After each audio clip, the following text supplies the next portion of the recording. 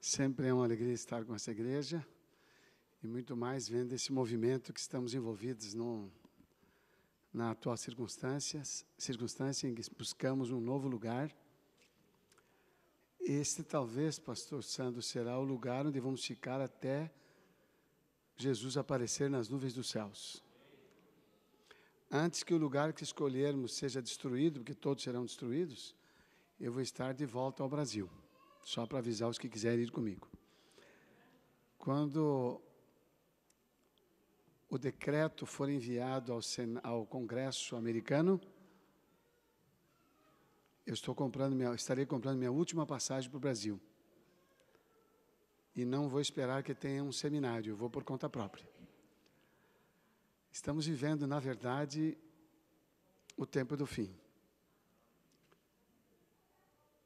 Não é coisa de somenos importância um movimento bélico de altíssima proporção que o presidente da Coreia do Norte tem feito com ameaças específicas e diretas ao governo norte-americano, onde nós estamos. A Bíblia promete em Apocalipse que a razão para as nações não entrarem em confronto direto novamente é que Deus está enviando os seus anjos para segurarem os 4 ventos. Ventos representam guerras, 4 representam a extensão completa do planeta. Então, em qualquer parte do planeta, as guerras de nível global não estão acontecendo porque os anjos de Deus estão segurando. Hoje, com a liberação de uma arma nuclear, nós não teremos conquistadores com vantagens, porque os tiros que acertam lá contaminam o mesmo lugar onde todos estamos. Não existe limitação de cortina entre a Argentina e o Brasil, entre os Estados Unidos e a Coreia do Norte, porque estamos todos no mesmo planeta, cobertos pela mesma camada atmosférica.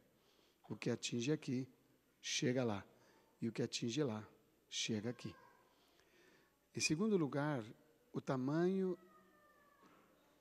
e as proporções de destruição que as catástrofes têm manifestado estão fora do comum do que já se viu na história humana de catástrofes, seja no mar, seja na terra. Os terremotos se intensificando. Logo após o 8.4 no México, dentro de 10 minutos, mais 20 foram registrados. Então, o planeta está sendo sacudido, mas nós continuamos ainda extremamente confortáveis, porque nenhum de nós quer morrer. E nenhum de nós quer encerrar esta carreira que estamos aqui, a não ser que estejamos em 2 situações. Número 1, estamos com a doença muito grave, incurável e sofrendo com ela. Então, esta pessoa quer o descanso. A segunda situação é de alguém que está numa angústia tão grande que não vê esperança para si. Alguns classificam como depressão, outros classificam como desespero. A grande verdade é que o que está dentro de cada um de nós, só cada um sabe.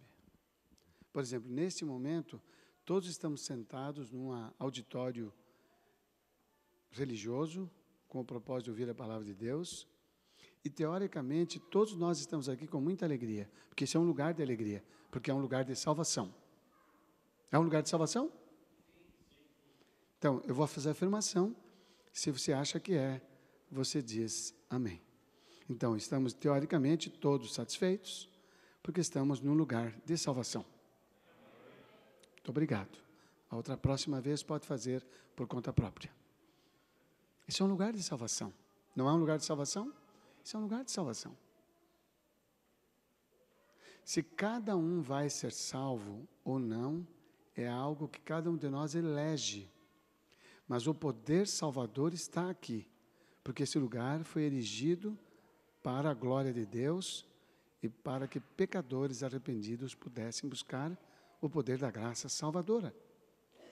Este lugar é um lugar de salvação. Mesmo assim, pode haver entre nós pessoas aqui sentadas que não estão conseguindo desfrutar os benefícios da salvação. Eu quero abrir o texto da palavra de Deus com vocês, em primeiro lugar, no livro dos Salmos.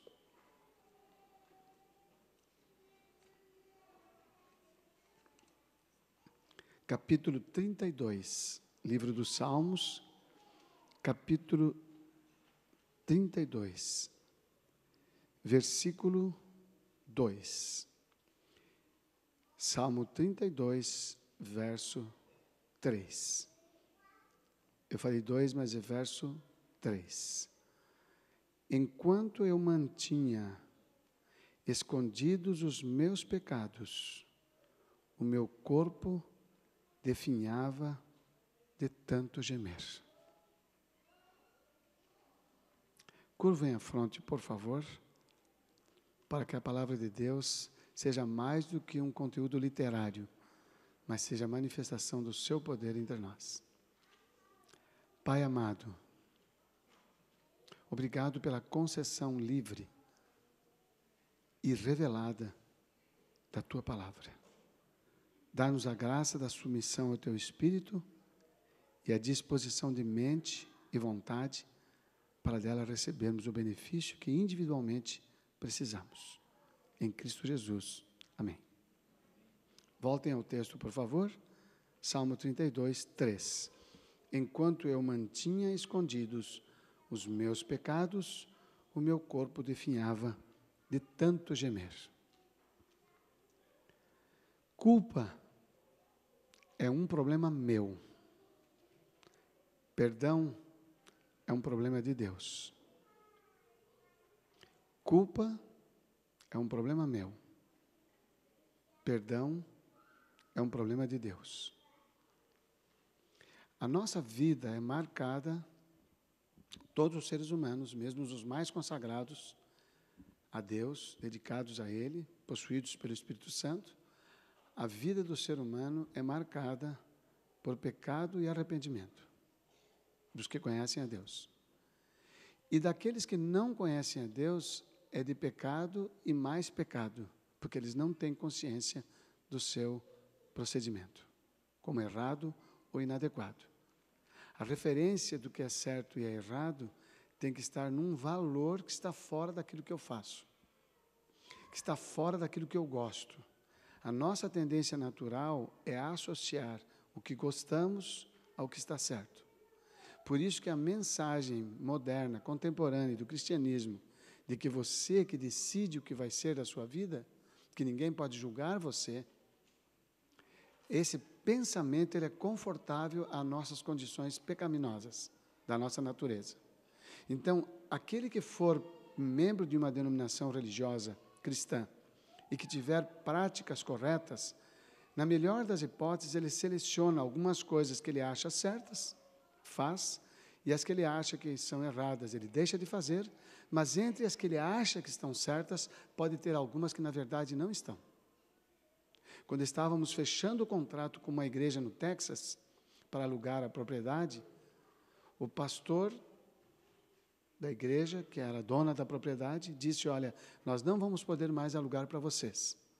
Eu falei: mas por quê? Por causa das crenças de vocês. Ah, é? Qual crença, por exemplo? Em cima da mesa dele estava o livro editado pela Associação Geral, o livro de doutrinas da Igreja Adventista. Ele falou: eu li todo esse livro aqui, eu sei o que vocês creem. E de tudo que ele leu, o que é que preocupou este homem a ponto de cortar um contrato de locação da igreja? Ele falou: o que nos deixou impossibilitados de alugar a igreja para vocês é que vocês creem num juízo. E não tem juízo. A Bíblia diz que aquele que aceita Jesus não será julgado. Ele estava questionando um conjunto completo de doutrinas por causa de um conceito religioso de que do momento que se aceita Jesus e é batizado em nome do Pai, do Filho e do Espírito Santo, você não será mais julgado. Qual a desvantagem desse conceito ou qual a vantagem dele?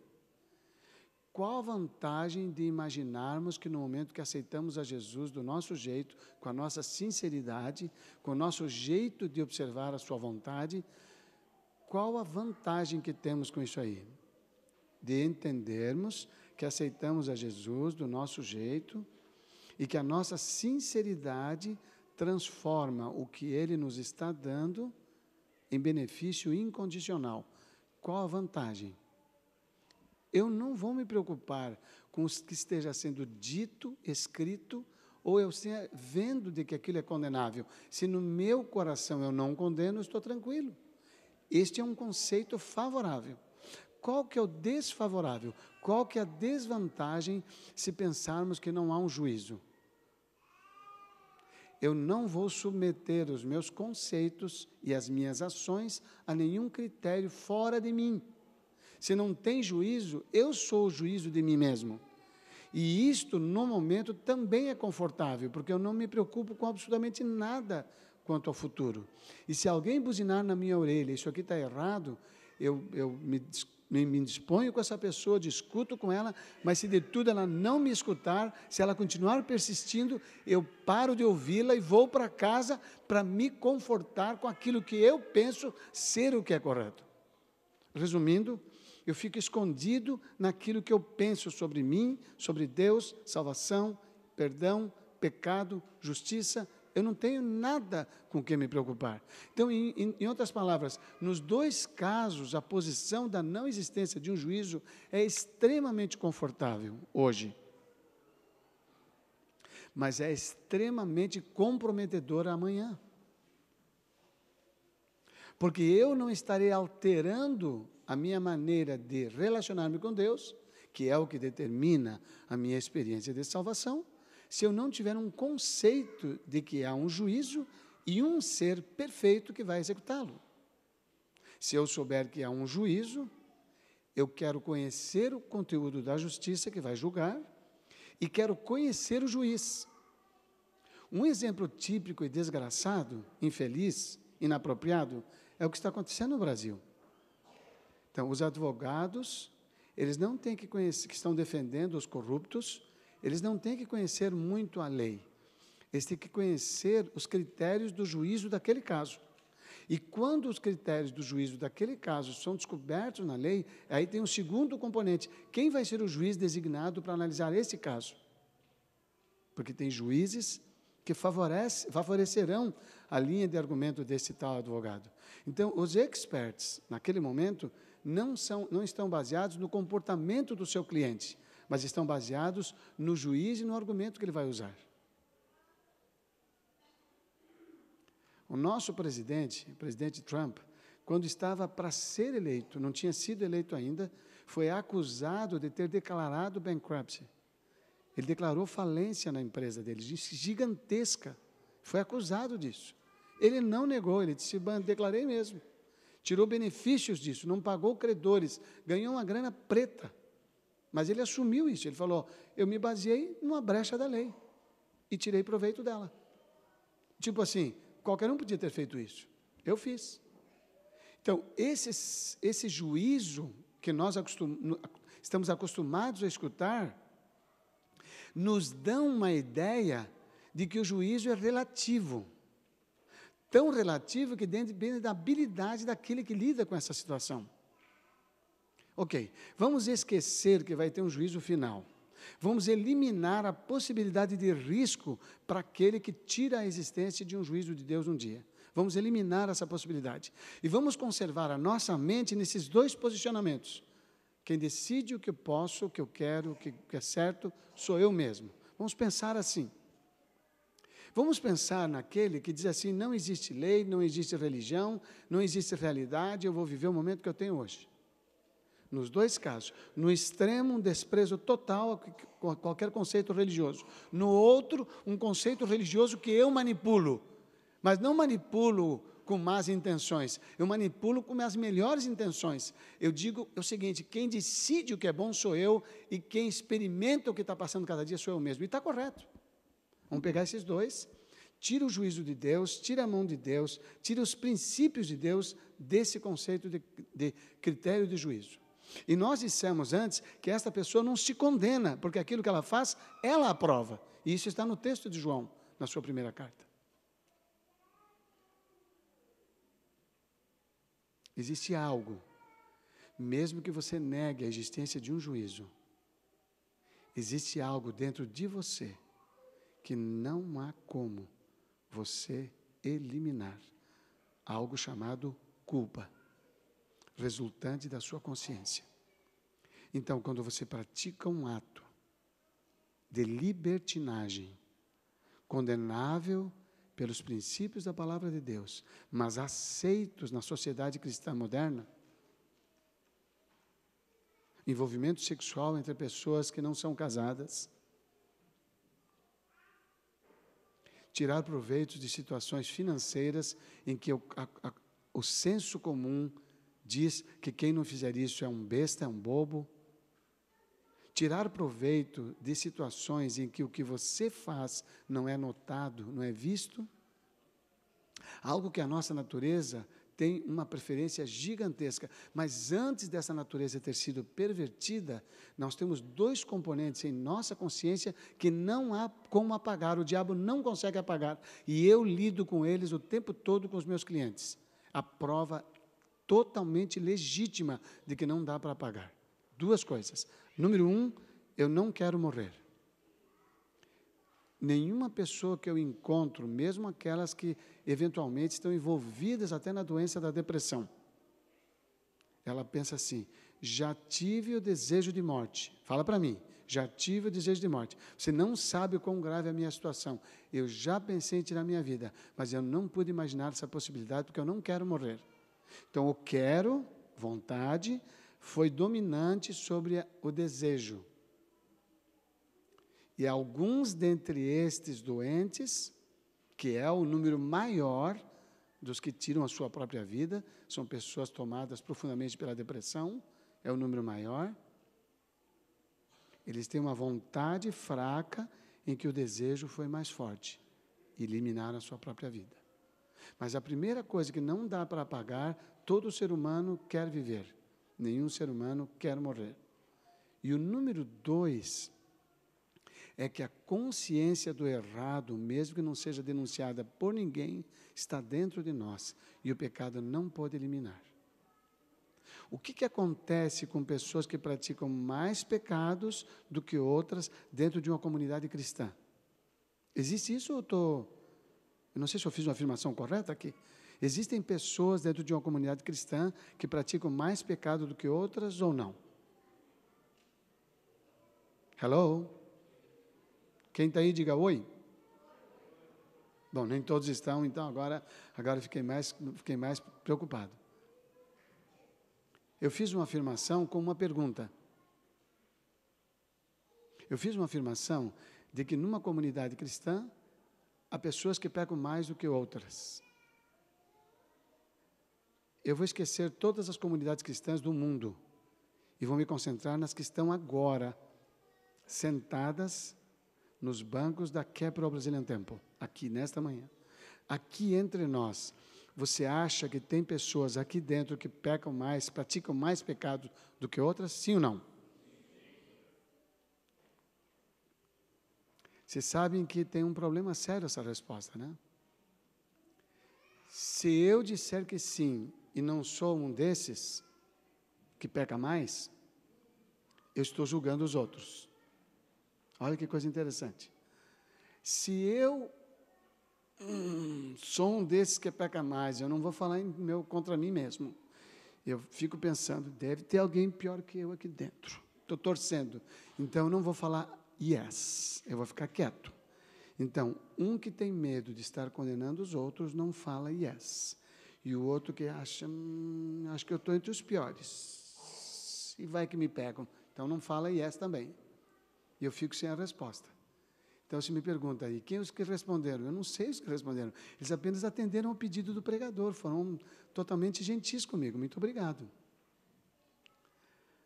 Nós sabemos que em qualquer ajuntamento de pessoas, qualquer grupo de pessoas, e eu vou considerar só um grupo de pessoas cristãs, há pessoas que praticam mais pecados do que outras.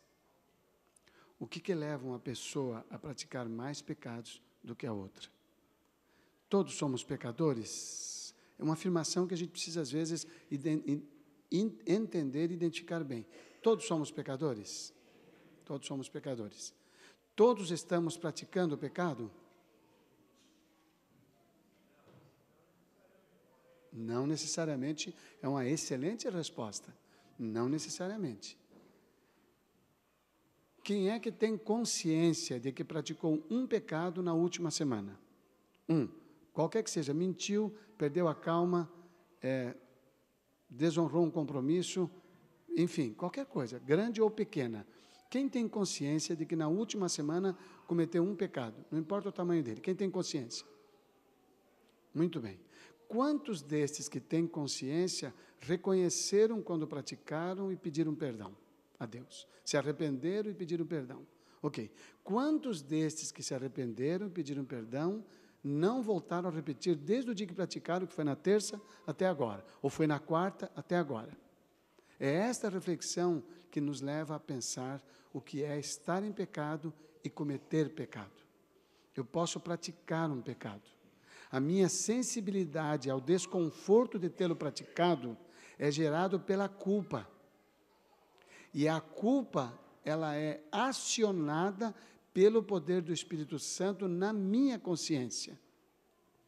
Todo aquele, porém, que pratica um pecado e fica triste ou até chateado por ter praticado o pecado, olhando para as consequências, ele não teve arrependimento, ele teve remorso. Ele está lamentando o resultado, ele está lamentando as consequências, mas ele não fará mudanças do comportamento. Esta é a diferença entre o pecado de Pedro e o pecado de Judas. O arrependimento de Pedro e o arrependimento de Judas. No arrependimento de Pedro, havia uma tristeza pelo ato praticado. Ele se arrependeu, chorou amargamente e não quis repetir. Quando Jesus perguntou, amas-me? Ele disse, sim, Senhor, tu sabes que eu te amo. Amas-me mais do que os outros? Sim, Senhor, tu sabes que eu te amo. Na terceira vez ele falou, Senhor, tu sabes todas as coisas. Ele ficou triste que ele insistisse com ele. Jesus não tinha dúvida daquilo que Pedro estava respondendo. Jesus não tinha dúvida do amor que ele estava mostrando para ele. Mas Jesus queria afirmar para ele, como 3 vezes ele negou, que ele não se mantivesse em vigilância, ele voltaria a pecar. Enquanto não acontecer o aparecimento de Jesus nas nuvens dos céus e transformar o que é corruptível em incorruptível, no abrir e fechar de olhos, enquanto ele não transformar o que é carnal e mortal no imortal, enquanto isso não acontecer, nós estaremos arriscados a voltar a pecar. Voltar a pecar em si não é o nosso maior problema. Permanecer no pecado é a nossa grande dificuldade, é o nosso grande problema. Da onde surge a possibilidade de eu não permanecer no pecado que pratiquei na terça-feira? No nível de poder do Espírito Santo na minha consciência de me manter alerta e desconfortável com a culpa. A culpa é um problema meu, o perdão é um problema de Deus. Nesta semana, eu tive a oportunidade de conhecer um casal numa experiência rara no meu trabalho. Eles estão com sérias dificuldades há 4 anos no casamento. Sem a minha compreensão pessoal, de fato, eu os escolhi para atender no meio de tantas pessoas que pediram e eu não tinha tempo. Eu ainda não tenho tempo, mas eu vou atendê-los porque eu quero analisar o caso de vocês. E ao atendê-los, eu fiquei impressionado com o que nunca escuto daqueles com quem converso. Perguntei para os dois se eles pertenciam a alguma denominação. Ambos se confessaram cristãos. Ela disse, eu estou fraca, mas ultimamente tenho buscado muito a Deus. Eu perguntei para ela, como você tem buscado? Ela falou, eu busco todas as manhãs e ao longo do dia paro o meu trabalho às vezes para buscar, de tão desesperada que eu estou. Eu falei, você está desesperada com o quê? Ela disse, estou desesperada em saber a vontade de Deus, porque eu sei que tenho praticado muita coisa que é contrária à sua vontade, senão meu casamento não estava mal. E você? Ele falou, eu canto num grupo musical, o rapaz, mas já não vou à igreja há mais de 3 anos. Mas como é que se canta em grupo musical? Eu falei, não, onde o grupo vai cantar eu vou, e canto. Mas eu não vou para ouvir o sermão, nem vou lá para estudar a Bíblia. Ele falou, eu acho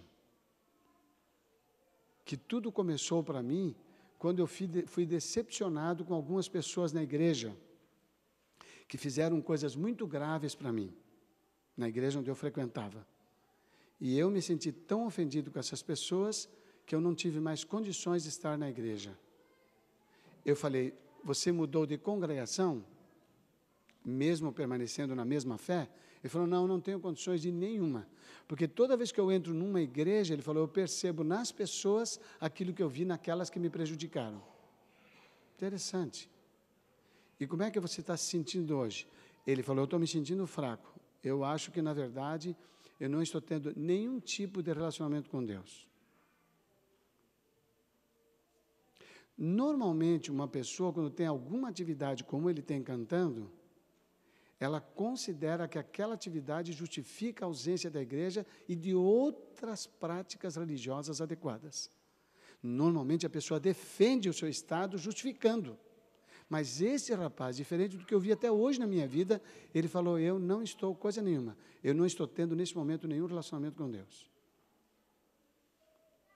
A reflexão da culpa, ela é muito interessante. Porque esse rapaz, enquanto reconhece que não está tendo nenhuma relação, ele ao mesmo tempo reflete para mim a seriedade da culpa de algumas falhas dele. Falha na comunhão diária, falha de orar, falha de praticar certas coisas que ele já sabe. Ele falou, eu conheço e não estou praticando. E foi capaz de dizer para mim, não estou fazendo nada grave. Não estou adulterando, não estou roubando, não estou matando, mas eu estou cometendo uma porção de pecados por causa da minha falta de comunhão. Esse homem está com todos os recursos que provam a presença do Espírito na vida dele. Falei, tudo isso que você está falando é um sinal muito bom do que você está falando. Isso só vem de quem tem o Espírito Santo em sua vida. Ele ficou tão assustado que ele congelou. Ele ficou assustado de que um indivíduo que está vivendo em pecado conscientemente, pelo afastamento de Deus, que é o pecado dele, ele não tem um pecado específico que a sociedade diria, você é um criminoso, ele não seria condenado. Ele está sendo condenado por um pecado dentro dele, que é a ausência da comunicação com Deus. É a mais importante de todas as sensibilidades que podemos ter de culpa pelo poder do Espírito Santo. É a maior prova. Então, ele se sensibilizou de que, sendo tão errado, estando tão errado, eu pudesse dizer para ele que aquilo é a prova do Espírito Santo nele. Ele se assustou com aquilo. E eu disse para eles o que digo para todas as pessoas: não há restauração de relacionamentos.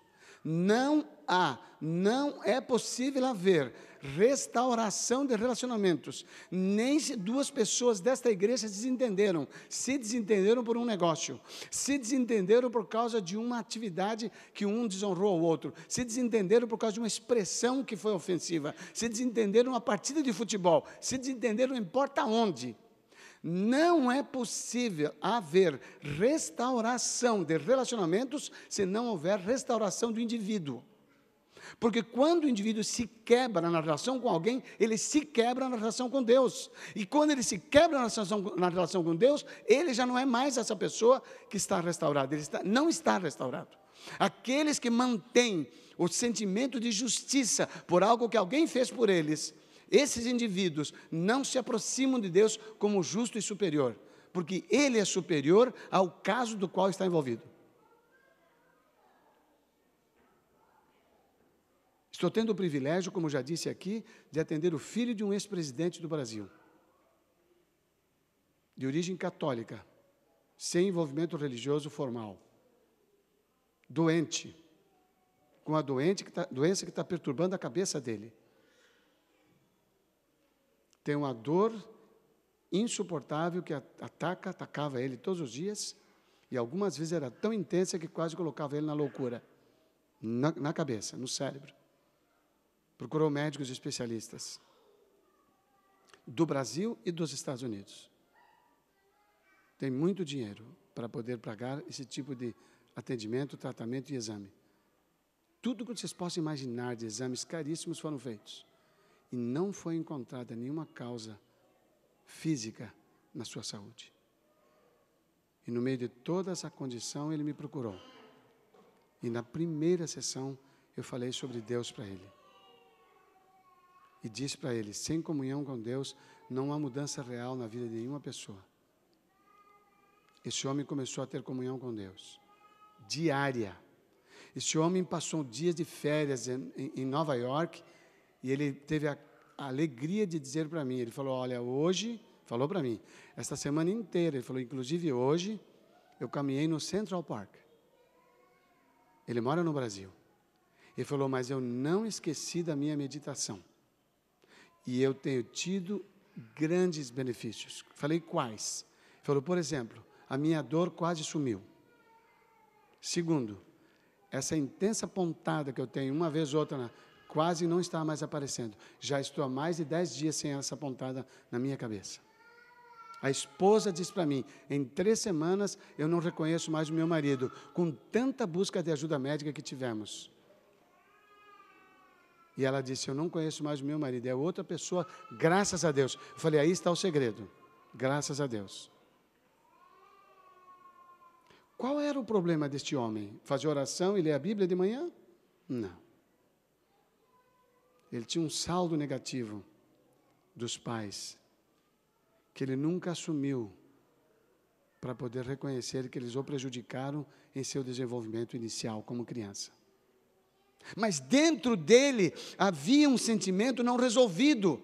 Ele não era assumido, porque ele não pode se queixar de algo que era maior do que ele. Pai e mãe são maiores do que nós.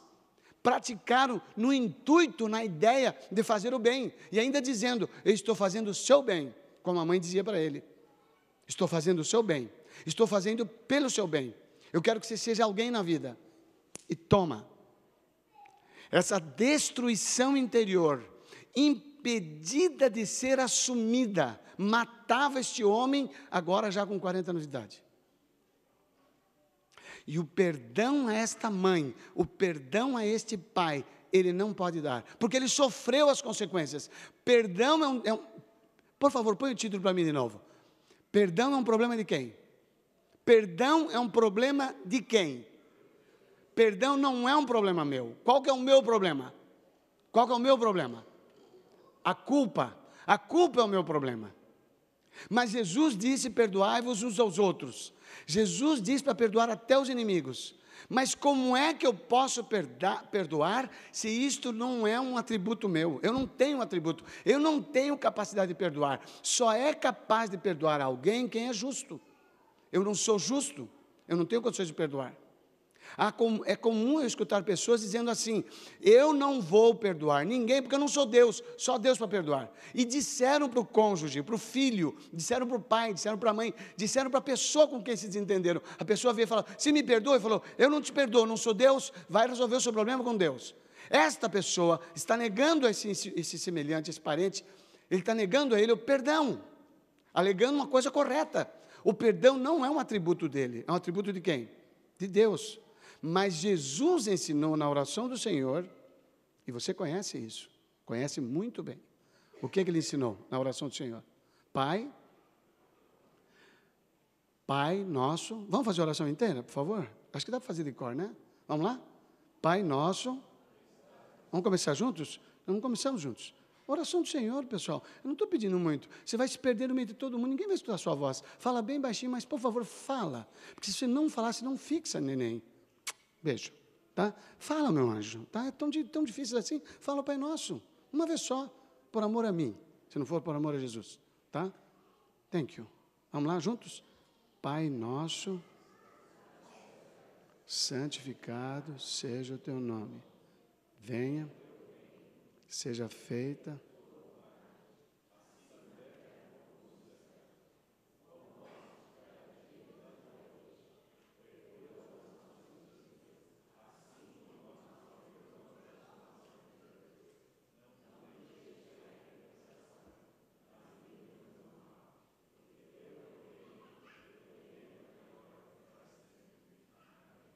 Muito obrigado. Amém. No fim da oração, Jesus disse, porque se perdoardes aos homens as suas ofensas, também o vosso Pai vos perdoará. Agora voltem ao Pai Nosso. Como é que ela diz? Perdoa-nos. Vamos fazer o Pai Nosso, só esse pedacinho. Perdoa-nos.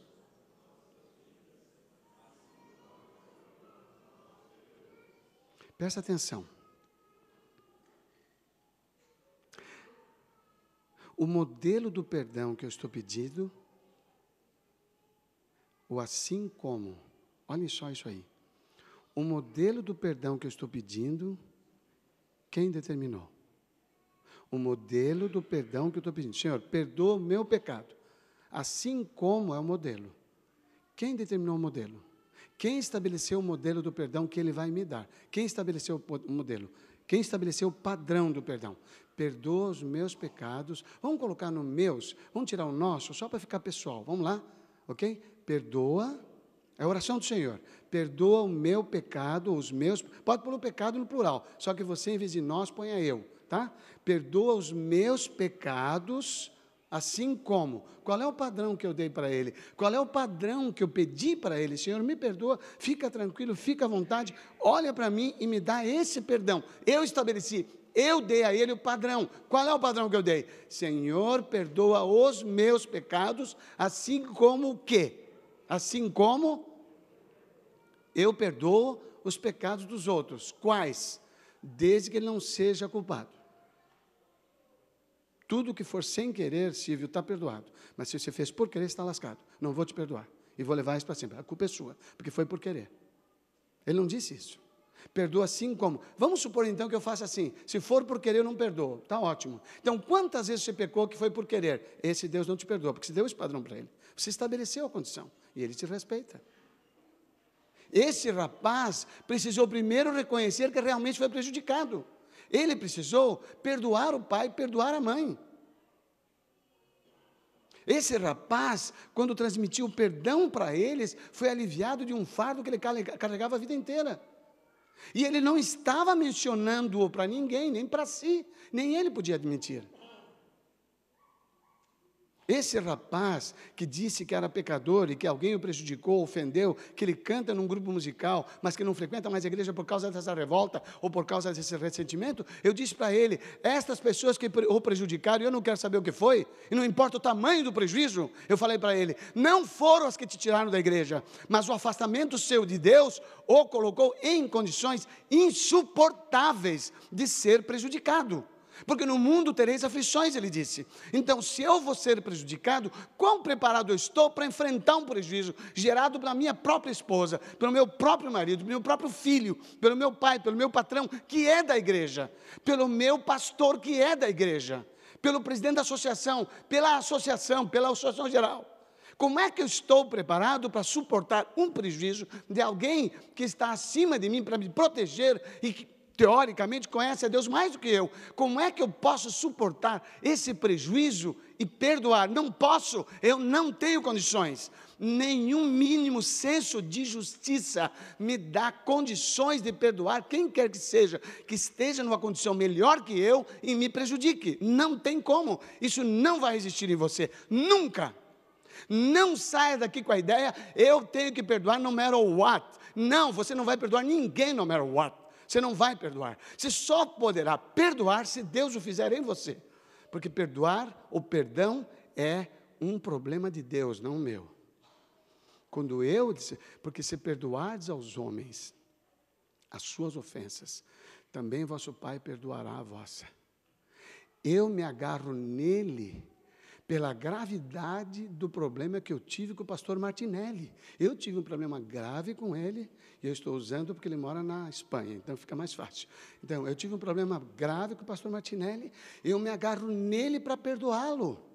Quando ele me habilita a fazê-lo, eu o habilito a me perdoar. E eu tenho paz no meu interior. A paz vem da experiência da culpa assumida e pedido poder. Esse rapaz admitiu esse problema, admitiu o afastamento dele de Deus. Não foram as pessoas que o prejudicaram na igreja, que o tiraram da igreja. Não foram os desentendimentos havidos entre irmãos da igreja que tiram uma pessoa de dentro dessa igreja. Mas é o estado da sua relação com Deus que o tira, porque ninguém suporta ser prejudicado, ninguém suporta ser injustiçado. Quando você está bem com Deus, quer pessoa mais injustiçada do que um mártir? Me ajudem, por favor. Me ajudem, por favor. Quer uma pessoa mais injustiçada do que um mártir? Querem avaliar o que Paulo fez pelas pessoas e a maneira com que o trataram? Jesus foi sugerido levar ao trono. Quando ele rejeitou o trono, falou, não vai para o trono? Então nós vamos jogar você daqui dessa montanha lá para baixo. Eles iam jogá-lo para baixo, lá na cidade dele de Nazaré. Assim é o ser humano. Nenhum ser humano é capaz de suportar esse tipo de tratamento, mas quando você está aproximado dele em intimidade, é Ele quem realiza em você tanto querer como efetuar, é Ele que o capacita a dar perdão a uma pessoa que não merece, porque te ofendeu de verdade, machucou de verdade, porque o bem que você realiza para Ele, na verdade, volta para você, como Ele disse, mais bem-aventurada coisa é dar do que receber. Quando eu dou perdão, a sensação de vitória sobre mim, sobre o meu eu, é magnífica, Nada é tão satisfatório, nada é tão realizador como a ideia de que eu consegui controlar dentro de mim o que é natural, o pecado. Nada. O pecado de fora, um adultério, um roubo, um assassinato, uma violência física, isso é secundário, porque ele é casual, ele ocorre e some. Não existem pessoas aqui. Quantos mataram alguém essa semana? Quantos adulteraram essa semana? Quantos fizeram roubo grande nessa semana? Não estou falando de 51 milhões, não. Um roubinho aí de $100 que seja. Quantos roubaram essa semana? Eu não vou encontrar ninguém essa semana que roubou aqui ainda. Pode ser que semana que vem tem, mas essa não tem. Mas quantos de vocês se afastaram de Deus a ponto de não poderem perdoar alguém que os ofendeu? Alguém que fez do jeito que você não gosta, que fez diferente do que você espera? Essa ideia do eu gosto, eu prefiro, para nós soa como certo. É assim que está certo, é assim que tem que estar certo. Ninguém para dizer, então, o que é que você está precisando? E eu vou fazer exatamente o que você está precisando. Quando eu transmito para uma pessoa, eu estou com outro caso tão chocante. É raro eu ver homens chorando, é muito raro. É muito raro homens me procurarem para pedir o aconselhamento. Eles representam 10% do grupo de pessoas que me procuram. 90% a iniciativa é das mulheres. E este homem é um caso desses. Há 15 dias. A esposa disse, eu vou embora. Ele falou, me dá mais uma chance, vamos fazer terapia. Ele falou, eu pedi para você há 4 anos atrás, você não quis. Eu fiz sozinha há 2 anos atrás, você não quis. Ele falou, mas agora eu quero. E sem ter horário, Deus me impressionou para atendê-los. Ela me ouviu. Mas ela disse, me desculpe, você chegou tarde demais. Eu vou embora. E ele perguntou para mim, o que eu faço? Eu falei para ele, que direito você tem sobre ela? Ele chorou para me responder, não respondeu. Baixou a cabeça, um cara fantástico. 37 anos de idade. Baixou a cabeça e chorou para me responder. Chorou. Eu esperei o tempo que precisou, se recompôs, olhou para mim e falei, que direito você tem sobre ela? Ele falou, nenhum. Então, o que você pode fazer? Ele não conseguiu falar, chorou de novo, e ao soluço, levantou e disse, deixá-la ir. Então, é isso que você vai fazer. É isso que você pode? É isso que você vai fazer. E ele a deixou ir, E ela foi. E ela aceitou, mediante um conselho meu, que ela vai se manter separada dele, na mesma casa. Ele não sabe disso ainda. Mas ele terá que respeitá-la a ponto de não fazer nenhuma declaração íntima, do tipo, querida, meu amor, meu anjo, quer um isso, quer um aquilo, quer que te prepare, não vai cortar mamãozinho para ela de manhã, não vai preparar nada. Não pode fazer isso. Ela falou, ele me pressiona quando faz isso. Ele não fez isso a vida inteira, agora ele quer fazer. Então, amigo, não faça. Ele está chorando para fazer. Quando ela pedir, ele não fez. Quando este homem conseguiu perdoar a si mesmo pelo que fez, e perdoá-la por aquilo que entendeu que ela fez, ele liberou esta mulher, parou de chorar e está estável. Ontem mandou uma nota para mim, falou, ela chegou de viagem, a mesma. Quando ele fala a mesma, quer dizer que ela não mudou nada. A mesma, ele falou. Mas fique tranquilo, eu estou em paz. Onde estava a solução imaginada por ele? Onde estava? Na reconciliação da relação. Aonde estava a solução dada por Deus? Dentro dele. Na paz do Senhor, ele pode lidar com a perda e ter serenidade. Ele pode ser equilibrado naquilo que vai fazer, falar e esperar. Quem é você? Você é o resultado das culpas que você assumiu, confessou e abandonou. Isso é você. Porque no capítulo 32, no mesmo capítulo 32 dos Salmos, os versículos 1 e 2 dizem assim, Salmo 32, 1 e 2. Como é feliz aquele que tem suas transgressões perdoadas e seus pecados apagados. Como é feliz aquele a quem o Senhor não atribui culpa, em quem não há hipocrisia. Como é feliz. Como é feliz. Bem-aventurado. Então, não lute tanto por aquilo que você acredita ser um direito seu. Lute mais para descobrir quais são os direitos de Deus no seu coração que não estão sendo cumpridos. A lição de hoje deu ênfase na liberdade, e ela disse, não usem a liberdade para dar razão à carne, antes, ao contrário, sirvam uns aos outros em amor. Percebem? Percebe que isso é uma avaliação para mim. Mais do que uma ordem de Cristo, através de Paulo, é uma avaliação para mim. Eu estou conseguindo servir os outros, mesmo quando não merecem, eu estou no Senhor. Eu não estou conseguindo servir, eu não estou no Senhor. Eu estou perdoando, eu estou no Senhor. Não estou conseguindo perdoar, eu não estou no Senhor. Porque perdão é um problema de Deus. Culpa é um problema meu. Quando eu me arrependo, me entristeço pelo ato praticado, e deixo, a palavra de Deus diz, eu alcanço misericórdia.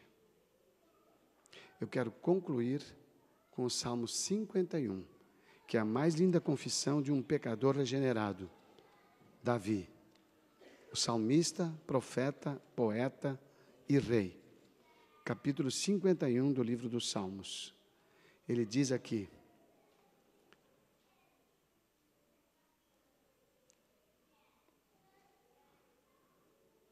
versículo 1 em diante. Tem misericórdia de mim, ó Deus, por teu amor, por tua grande compaixão. Apaga as minhas transgressões. Lava-me de minha culpa. Olha, lava-me de minha culpa e purifica-me do meu pecado. Pois eu mesmo reconheço minhas transgressões e o meu pecado sempre me persegue. Contra ti somente pequei e fiz o que tu reprovas, de modo que justa é a tua sentença, e tens razão em me condenar. Sei que sou pecador, desde que nasci, sim, desde que me concebeu a minha mãe. Sei que desejas a verdade no íntimo, e no coração me ensinas a sabedoria. Verso 7. Purifica-me com ensopo, e ficarei puro. Lava-me, e mais branco do que a neve serei. Faze-me ouvir novo júbilo e alegria, e os ossos que esmagaste exultarão. Esconde o rosto dos meus pecados e apaga todas as minhas iniquidades. Verso 10, que é o coroa desse capítulo. Cria em mim, ó Deus, cria em mim um coração puro, ó Deus, e renova dentro de mim um espírito inabalável ou estável. Cria em mim, ó Deus, um coração puro, e dentro de mim renova um espírito inabalável. Paz, meus queridos, que vem da culpa assumida, confessada e abandonada, que dá a chance do perdão que purifica e te liberta. Este devolve a alegria do seu coração e a paz da sua vida. Você estará capacitado a perdoar quem precisar, o mais injusto de todos, porque no seu coração o Espírito Santo habita. Eu quero convidá-lo a isto. Qual é o primeiro passo que você tem que dar agora? Perdoar alguém ou a si mesmo? Quantos reconhecem que têm necessidade de se perdoar em coisas que não deviam ter feito e que hoje se culpam, mas se confessarem podem se livrar delas? Eu vou me perdoar por aquilo que eu fiz, porque se eu não quero me perdoar, eu estou com remorso, eu estou com tristeza da consequência, mas se eu quero me perdoar, eu estou com tristeza daquilo que eu fiz, e eu quero parar de fazer. Quantos têm confissão para fazer? Eu quero, Senhor, quero confessar porque eu não tenho me perdoado. Sustente a sua mão, por favor. Pai querido, em nossa fraqueza natural, o pecado dentro de nós não só nos leva a agir, mas a culpa produzida pelo remorso amassa a nossa força para poder ir a Ti confessar. Perdoa-nos nisto e dá-nos a graça da humildade para a confissão e o reconhecimento do ato praticado, para que em Teu poder possamos abandoná-lo. Em nome de Jesus. Amém. Quantos reconhecem que tem alguém, seja do passado ou do presente, a quem precisam perdoar, urgentemente? Eu não vou pedir que você levante a mão, mas levante no seu coração o nome dessa pessoa ou dessas pessoas. Eu reconheço que eu não pude perdoá-las, porque na verdade eu mesmo não estava me sentindo perdoado. Mas se você sente assim, eu quero orar por você agora. E todos aqueles que acham que precisam muito disso, eu quero convidar que se ajoelhem agora, porque eu vou me ajoelhar também para pedir a Deus este poder.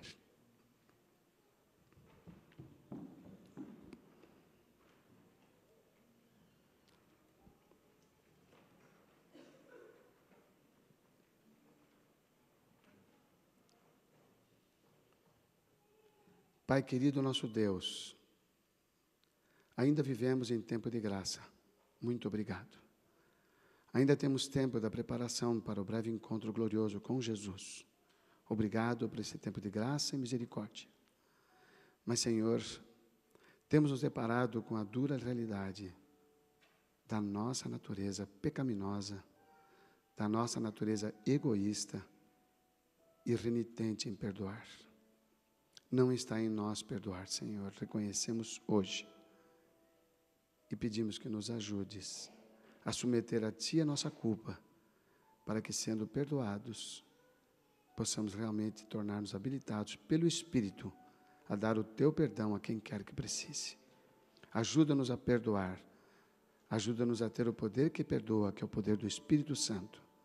Dá-nos a graça da purificação das nossas culpas, pelo sangue de Jesus, porque é em Seu nome que nós depositamos a nossa confiança e a nossa oração. Amém.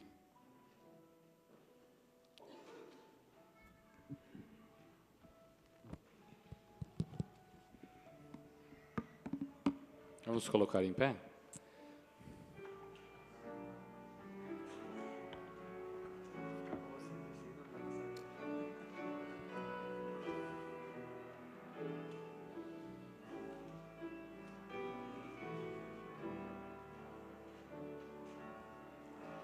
Eu quero ser, Senhor amado,